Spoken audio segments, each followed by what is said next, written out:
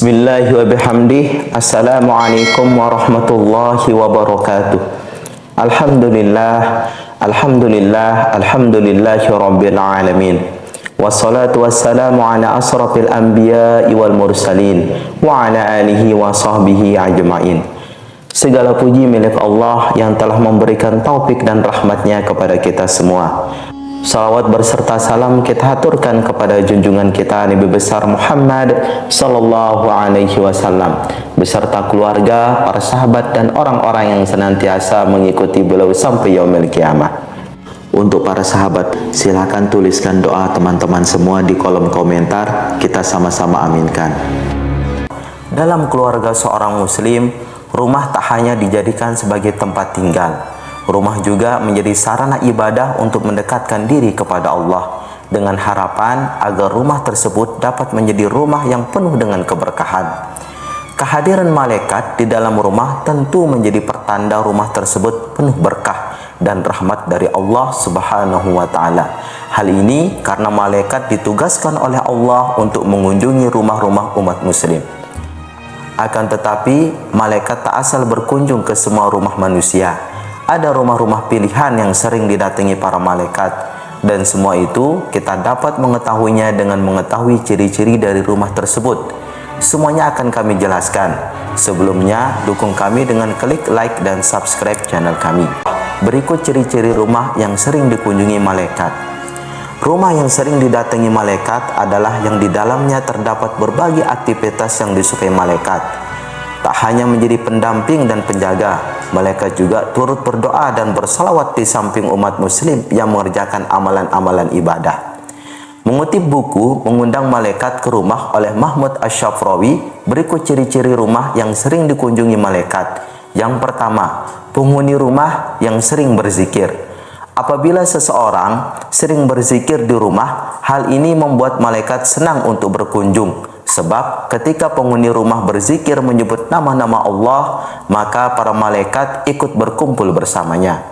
Dari Abu Hurairah radhiyallahu anhu bahwa Rasulullah sallallahu alaihi wasallam bersabda, suatu kaum tidak duduk dalam suatu tempat untuk berzikir kepada Allah kecuali mereka dikelilingi oleh para malaikat dan diliputi rahmat, dan Allah menyebut mereka termasuk orang-orang yang ada di dekatnya.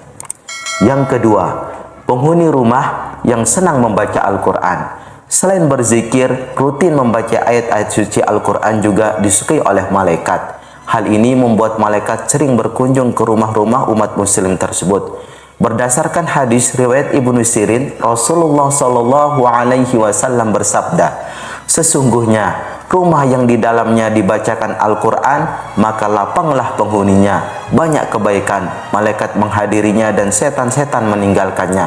Sebaliknya, rumah yang tidak dibacakan Al-Quran, maka sempitlah penghuninya, sedikit kebaikannya, malaikat meninggalkannya dan setan-setan mendekatinya. Sebaliknya, suasana rumah akan menjadi kelam dan dijauhi dari rahmat Allah Subhanahu wa taala apabila para penghuninya jarang membaca Al-Quran.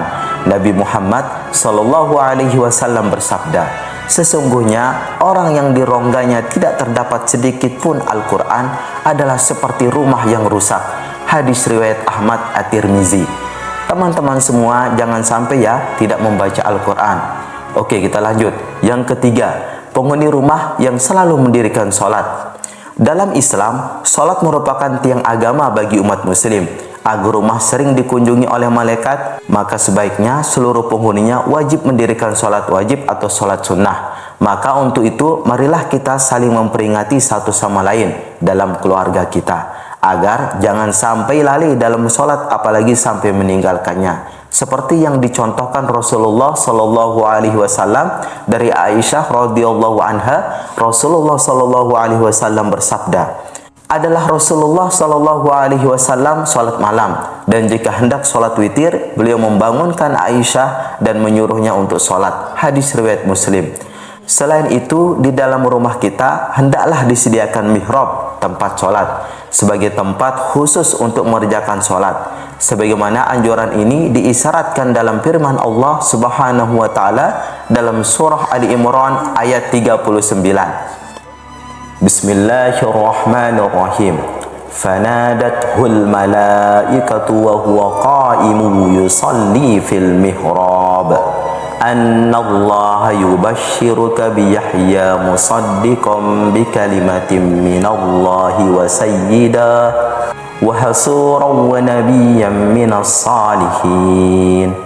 Yang artinya, kemudian malaikat Jibril memanggil Zakaria sedang ia tengah berdiri melakukan sholat di mihrab, katanya, sesungguhnya Allah menggembirakan kamu dengan kelahiran seorang putramu Yahya yang membenarkan kalimat yang datang dari Allah, menjadi ikutan, menahan diri dari hawa nafsu, dan seorang nabi termasuk keturunan orang-orang yang soleh.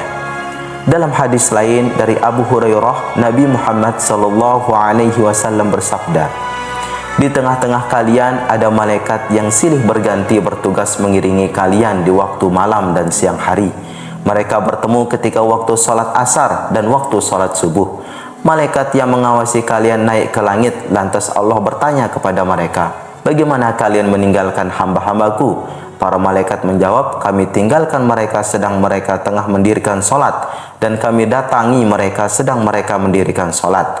Nah, di sini tinggal bagaimana kita. Apakah kita menginginkan para malaikat memberikan laporan yang baik tentang kita atau buruk kepada Allah?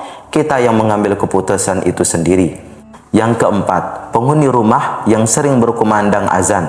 Selain digunakan sebagai pemberitahuan untuk masuknya waktu sholat, keutamaan lain dari azan adalah dapat mengusir setan dan jin. Diriwayatkan dari Abu Hurairah radhiyallahu anhu, ia berkata bahwa Rasulullah Shallallahu alaihi wasallam bersabda, apabila azan dikumandangkan, setan lari terkentut-kentut sehingga dia tidak mendengarkan azan. Hadis riwayat Bukhari dan Muslim. Setiap azan yang berkumandang akan didengar oleh semua makhluk sejauh suara kita, dan tidak terkecuali pula para malaikat-malaikat Allah Subhanahu wa taala.